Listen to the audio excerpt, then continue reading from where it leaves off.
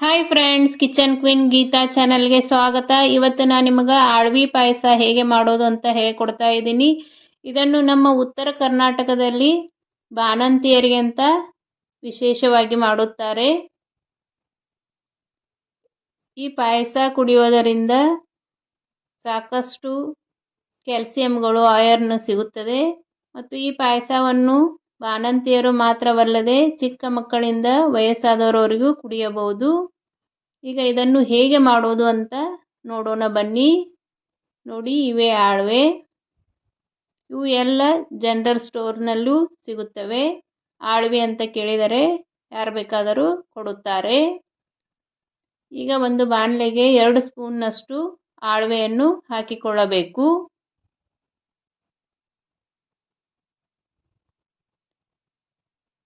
ಇದು ಮುಳುಗೋವರೆಗೂ ನೀರನ್ನು ಹಾಕಿ ಚೆನ್ನಾಗಿ ಮಿಕ್ಸ್ ಮಾಡಿ ನೆನೆಯಲು ಬಿಡಬೇಕು.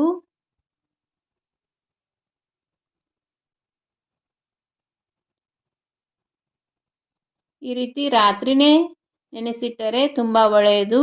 ಆಳ್ವೆ ಚೆನ್ನಾಗಿ ನೆನೆಯುತ್ತವೆ. ಈ ಆಳ್ವೆಯಲ್ಲಿ ಸಾಕಷ್ಟು ರೀತಿಯ ಉಪಯೋಗವಿದೆ. ಇದನ್ನು ಕುಡಿಯುವುದರಿಂದ ಸೊಂಟ ನೋವು ಕಡಿಮೆ ಆಗುತ್ತದೆ, ಮೈಕೈ ನೋವು, ಮೊಳಕಾಲು ನೋವು ಮತ್ತು ಕೂದಲುದುರುವುದು ಕಡಿಮೆ ಆಗುತ್ತದೆ, ಹಿಮೋಗ್ಲೋಬಿನ್ ಹೆಚ್ಚಾಗುತ್ತದೆ. ಇದನ್ನು ಹೇಗೆ ಮಾಡೋದು ಅಂತ ನೋಡೋಣ ಬನ್ನಿ. ಈಗ ನೆನೆದಿರುವ ಆಳ್ವೆ ಈ ರೀತಿಯಾಗಿರುತ್ತವೆ.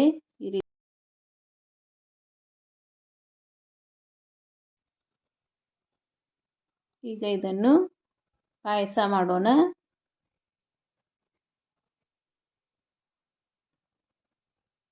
ಗ್ಯಾಸ್ ಮೇಲೆ ಒಂದು ಬಾಣಲೆ ಇಟ್ಟುಕೊಂಡು ಅದಕ್ಕೆ 1 ಗ್ಲಾಸಿಗೆ ಸ್ವಲ್ಪ ಕಡಿಮೆ ನೀರನ್ನು ಹಾಕಿಕೊಳ್ಳಬೇಕು.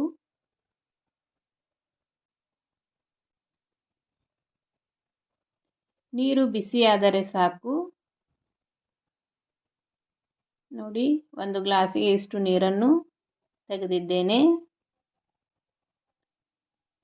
ಕುದಿಯಬೇಕು ಅಂತ ಏನೂ ಇಲ್ಲ. ನೀರು ಬಿಸಿಯಾದರೆ ಅದಕ್ಕೆ ಈ ಆಳ್ವೆಯನ್ನು ಹಾಕಿಕೊಳ್ಳಬೇಕು. ನನ್ನ ಚಾನೆಲ್ನಲ್ಲಿ ಇದೇ ಉತ್ತರ ಕರ್ನಾಟಕದ ರೆಸಿಪಿಗಳಿವೆ. ಒಂದು ಸಲ ಚಾನಲ್ ಚೆಕ್ ಮಾಡಿ. ನಿಮಗೆ ಇಷ್ಟವಾದರೆ ನನ್ನ ಚಾನಲನ್ನು ಸಬ್ಸ್ಕ್ರೈಬ್ ಮಾಡಿ, ಶೇರ್ ಮಾಡಿ, ಲೈಕ್ ಮಾಡಿ ಮತ್ತು ಪಕ್ಕದಲ್ಲೇ ಇರುವ ಬೆಲ್ ಐಕನನ್ನು ಕ್ಲಿಕ್ ಮಾಡಿ ಆಲ್ ಅಂತ ಸೆಲೆಕ್ಟ್ ಮಾಡಿರಿ. ಇದನ್ನು ಚೆನ್ನಾಗಿ ಒಂದು 5 ನಿಮಿಷ ಕುದಿಸಿಕೊಳ್ಳಬೇಕು.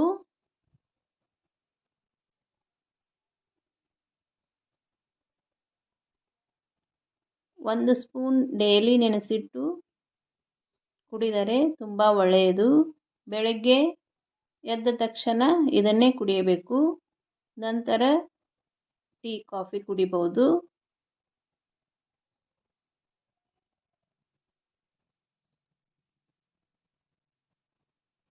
ಇದನ್ನು ನಮ್ಮ ಸೈಡು ಬಾಣಂತಿಯರಿಗಂತೂ ಡೈಲಿ ಮಾಡಿಕೊಡ್ತಾರೆ.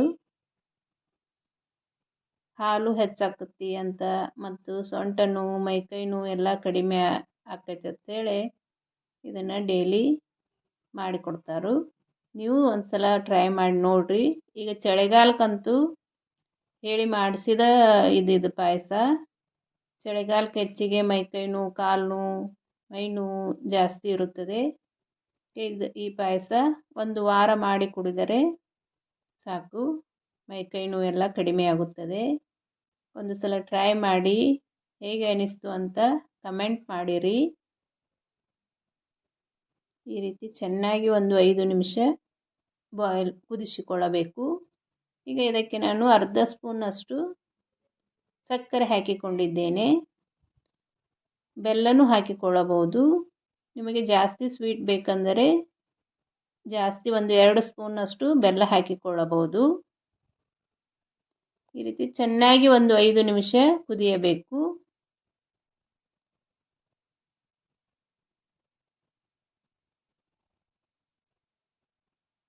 ಕುದ್ದಿದ್ದು ಗುರುತಾಗಬೇಕೆಂದರೆ ಅವು ಆಳ್ವೆ ಕಾಳುಗಳು ದಪ್ಪಗೆ ಆಗಿರುತ್ತವೆ.